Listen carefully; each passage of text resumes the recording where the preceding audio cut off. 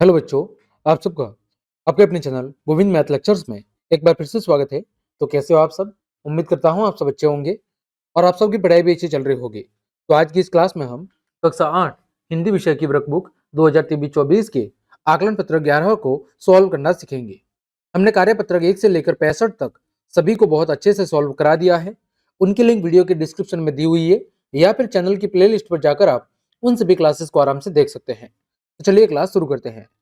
पहला प्रश्न आपके सामने दिया हुआ है कि निम्नलिखित कहानी को पढ़कर दिए गए प्रश्नों के उत्तर लिखिए। एक कहानी दी हुई है और फिर हमें उस पर आधारित प्रश्नों के जवाब देने हैं। एक राजा था, उसे एक बंदर से बहुत प्यार था। उसने एक बंदर को अपने पास रख लिया। बंदर राजा के सब काम करता था। राजा जब सोता तो वह पंखा करता। सबके समझाने पर भी राजा बंदर को दूर न करता। एक रात राजा सो रहा था। एक मक्खी बार बार राजा की नाक पर बैठने लगी। बंदर को मक्खी पर बहुत क्रोध आया।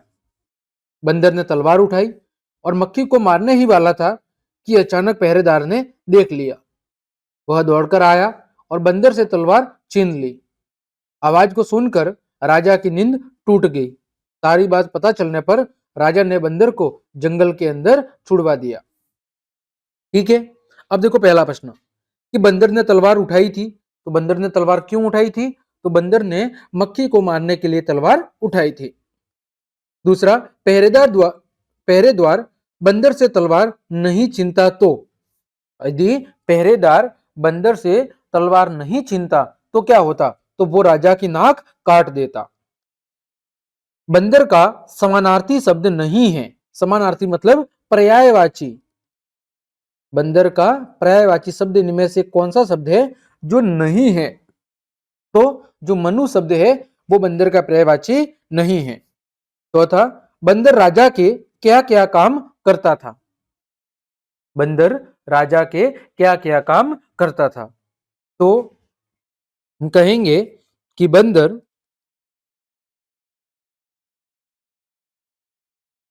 राजा के सब काम करता था। जैसे जैसे राजा के सोने पर पंखा करना।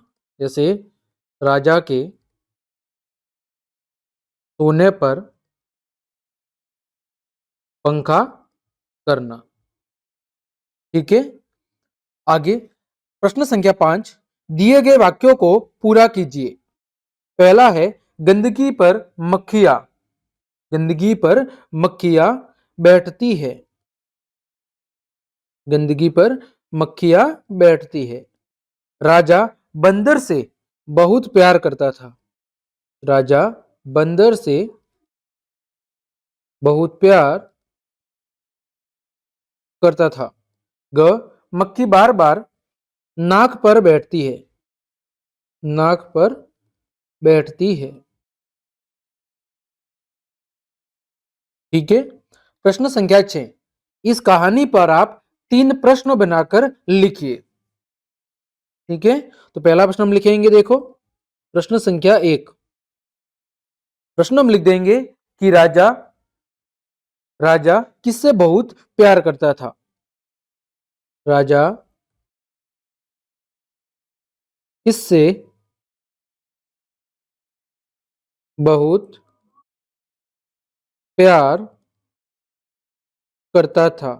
ये पहला प्रश्न हो गया। फिर प्रश्न संख्या 2 की बात करें। प्रश्न संख्या 2 बनाएंगे कि राजा की नाक पर राजा की नाक पर बार बार कौन बैठ रहा था? राजा की नाक पर बार बार कौन बैठ रहा था? प्रश्न संख्या 3 हम लिखेंगे कि पहरेदार ने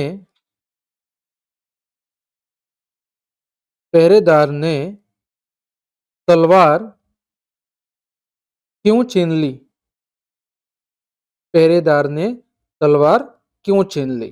ठीक है, प्रश्न संख्या 7, विद्यालय में सूचना पट का उपयोग होता है। किसके लिए होता है?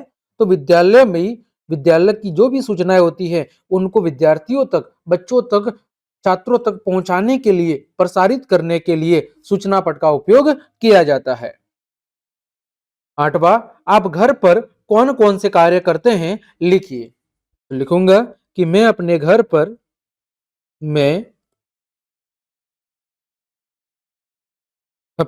पर पशुओं को पानी पिलाने, पशुओं को पानी पिलाने एवं चारा डालने का कार्य करता हूं। ठीक है, मैं अपने घर पर पशुओं को पानी पिलाने और चारा डालने का कार्य करता हूं। ठीक है। प्रश्न संख्या 9, यदि आपके किसी परिचित को टीबी हो जाए तो आप क्या करेंगे? तो यदि हमारे किसी परिचित को क्या हो जाए? टीबी हो जाए, तो हम उसे सबसे पहले ये जानकारी देंगे कि टीबी से ठीक हो जा सकता है। ठीक है, यानी टीबी रोग का इलाज हो सकता है। तो हम कहेंगे कि ऐसी स्थिति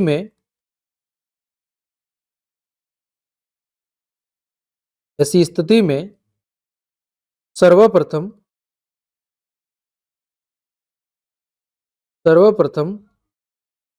मरीज को यह हौसला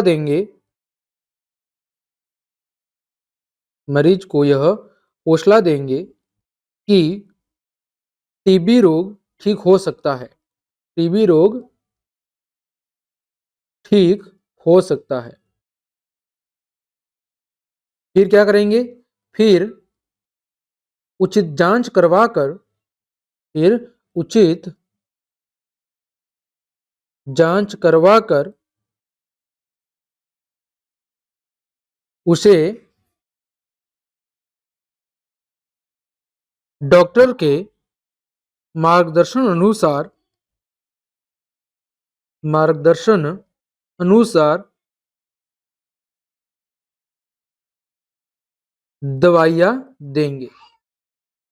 ठीक है, आगे बात करें। प्रश्न संख्या 10, समास विग्रह कीजिए। क्या करना है हमें? समास विग्रह। पहला है राधा कृष्ण, इसका समास विग्रह क्या होगा? राधा और कृष्ण, राधा और कृष्ण। फिर है तिराहा। तिराहा किसे कहेंगे? तीन रास्तों का समूह या तीन राहों का समूह। तीन राह कह लो या तीन रास्तों कह लो, तीन रास्तों का समूह, जहां पर तीन रास्ते मिलते हैं। ठीक, ये था बच्चों आपका कार्यपत्रक, सॉरी आकलन 11।